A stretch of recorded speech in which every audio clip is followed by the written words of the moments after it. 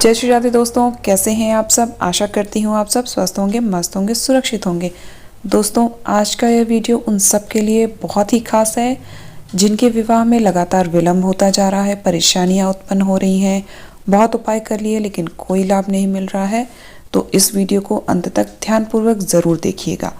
ज्योतिष शास्त्र के अनुसार विवाह शीघ्र होना या देरी से होना आपकी कुंडली पर भी निर्भर करता है, लेकिन आप कैसे जानेंगे कि आपकी कुंडली में शीघ्र विवाह का योग है भी या नहीं, और अगर नहीं है तो ऐसे कौन से उपाय हैं जिनसे विवाह में हो रही देरी को या आ रही बाधाओं को दूर किया जा सकता है।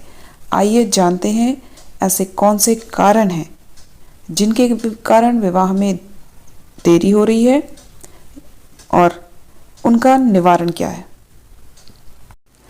आजकल के समय में युवक युवतियों का उच्च शिक्षा या अच्छा करियर बनाने के कारण विवाह में विलंब होता जा रहा है, जिससे उनके माता पिता परेशान हो जाते हैं। लेकिन ज्योतिष शास्त्र के अनुसार विवाह शीघ्र होना या देरी से आपकी कुंडली पर भी निर्भर करता है। अगर आपकी कुंडली में शीघ्र विवाह का योग है तो आपका विवाह जल्द होकर ही रहेगा, इसे कोई नहीं टाल सकता। और अगर शीघ्र विवाह का योग नहीं है तो विवाह होने में कई बाधाएं उत्पन्न होंगी, चाहे आप कितने भी प्रयास क्यों न कर लें।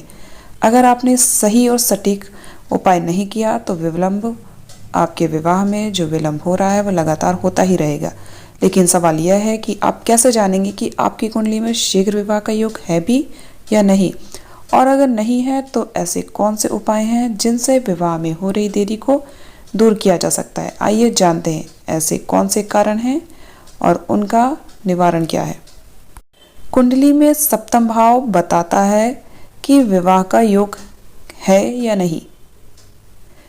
ज्योतिष भाव के अनुसार जिस वर्ष शनि और गुरु दोनों सप्तम भाव या लग्न में देखते हैं, यानी शनि और गुरु दोनों कुंडली के सप्तम भाव को देखते हों, तब विवाह के योग बनते हैं। सप्तमेश की महादशा, अंतरदशा या शुक्र गुरु की महादशा, अंतरदशा में विवाह का प्रबल योग बनता है। सप्तम भाव में स्थित ग्रह या सप्तमेश के साथ बैठे ग्रह की महादशा, अंतरदशा में विवाह संभव होता है। चलिए जानते हैं किन योगों के कारण होते हैं विवाह में विलंब। ज्योतिषीय दृष्टि से जब विवाह योग बनते हैं तब विवाह टलने से विवाह में बहुत देरी हो जाती है। विवाह में देरी होने का एक कारण बच्चों का मांगलिक होना भी है। इनके विवाह के योग 27, 29, 31, 33, 35 एवं 37 वर्ष में बनते हैं, जो कि मांगलिक होते हैं। उनके जिन युवक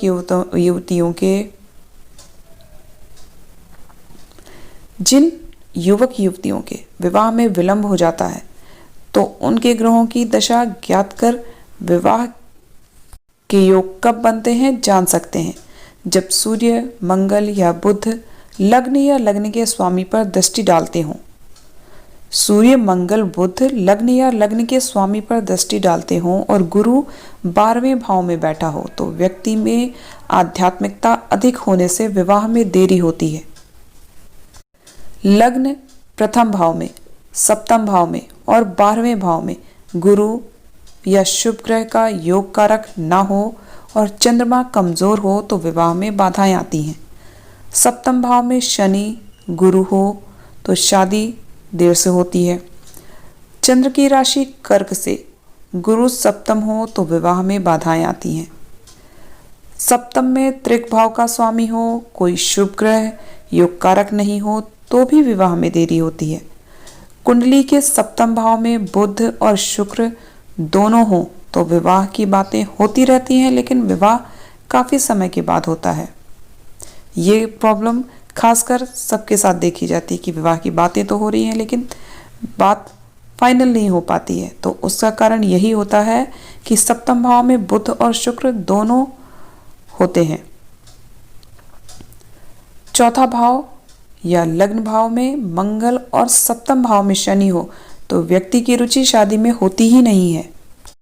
तो अगर आपकी कुंडली में भी ये सारे योग बन रहे हैं तो इनसे निजात पाने के लिए और अगर आप शीघ्र विवाह करना चाहते हैं तो जल्द विवाह करने के लिए इन उपायों में से कोई एक उपाय अवश्य करिएगा। चलिए जानते हैं उपाय। मनचाहे वर प्राप्ति या शीघ्र विवाह की मनोकामना के लिए शिव पार्वती का पूजन करना चाहिए। इसके लिए जातक को रोजाना शिवलिंग पर कच्चा दूध, बेलपत्र, चावल, कुमकुम, केसर आदि अर्पित करके पूजा अर्चना करना चाहिए और किसी भी शिवालय में जाकर कम से कम 108 बार भोले बाबा के किसी भी मंत्र का जाप अवश्य करना चाहिए और माता गौरी के पाठ का जाप एक बार अवश्य करना चाहिए और उनसे हाथ जोड़कर विनती करनी चाहिए कि आपके विवाह में जो विलंब हो रहा है उसे दूर करें और आपको शीघ्र ही एक अच्छा जीवन साथी प्रदान करें। यदि जातक किसी भी पूर्णिमा पर वट वृक्ष की 108 परिक्रमा लगाता है तो जल्द ही उसकी विवाह संबंधी बाधा दूर होती है। यह केवल एक उपाय है। वट वृक्ष की 108 परिक्रमा करना ये एक अलग उपाय है, शिव पार्वती के पूजन से अलग यह दूसरा उपाय है। शिव पार्वती का पूजन का उपाय पहला उपाय था। दूसरा उपाय है किसी भी पूर्णिमा पर 108 परिक्रमा वट वृक्ष अर्थात बरगद के वृक्ष की लगाना है और यह लगातार 5 पूर्णिमा तो करना ही करना है। अगर इससे पहले आपका विवाह संपन्न हो जाए तो फिर कोई बात नहीं, लेकिन जब तक ना हो तो कम से कम 5 पूर्णिमा तो इसे करना ही है। तीसरा उपाय, अगर कोई कन्या या पुरुष शीघ्र विवाह की कामना करता है तो उन्हें गुरुवार को गाय को 2 आटे के पेड़े पर थोड़ा हल्दी लगाकर और गुड़ खिलाना चाहिए और इसके साथ चने की पीली दाल का भोग गाय को लगाना चाहिए। अर्थात आटे का पेड़ा बना लें, लोई जो रोटी बनाने के लिए बनाई जाती है, उस पर थोड़ी सी हल्दी, गुड़ और थोड़ी से चने की दाल को डाल के खिलाएं गाय को। चौथा उपाय, गुरुवार को ही बरगद के पेड़ पर, पीपल के पेड़ पर, केले के पेड़ पर जल अर्पित करने से भी विवाह बाधा दूर होती है। अगर आपने लगातार ये काम किया तो आपके विवाह में आ रहे सारे ग्रह दोष सब ठीक हो जाते हैं। बरगद, पीपल और केले के पेड़ पर लगातार जल अर्पित करें नित्य प्रतिदिन। 5वां उपाय, यदि किसी माता पिता की कन्या की शादी में कोई बाधा उत्पन्न हो रही है तो पूजा के लिए 5 नारियल लें, भगवान शिव के आगे ओम श्री वरप्रदाय श्री नमः, ओम श्री वरप्रदाय श्री नमः इस मंत्र का 5 माला जाप करें और फिर 5 नारियल भगवान भोलेनाथ को अर्पित कर दें। ऐसा 5 सोमवार लगातार करना है। शीघ्र ही आपके विवाह बाधा दूर हो जाएगी। यह उपाय बहुत ही प्रभावशाली है। इस नारियल वाले उपाय को आप सभी अगर करना चाहें तो आप भी कर सकते हैं। उपाय तो बहुत सरल है, लेकिन हाँ, जो नहीं करना चाहता उसे कठिन भी लगेगा। पर इस चीज़ को ध्यान रखिए, कोई भी चीज़ सरलता से नहीं मिलती। भगवान आपको वर देने से पहले, आपकी इच्छा पूरी करने से पहले आपकी परीक्षा अवश्य लेते हैं। इसलिए जो उपाय जितना कठिन होता है वह उतनी ही शीघ्रता से फल देता है।